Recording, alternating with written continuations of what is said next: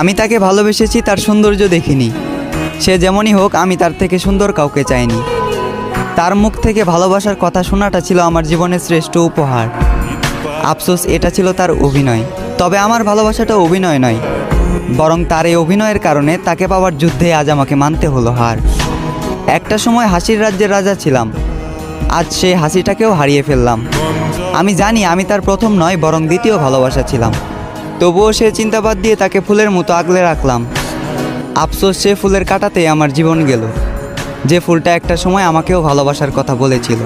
খারাপ তো তখনই লাগলো যখন দেখলাম চোখের সামনে অতি আপন মানুষটা হয়ে গেল পর। চোখ দিয়ে ঝরলো বৃষ্টি, বুক দিয়ে বয়ে গেল কালবৈশাখী ঝড়।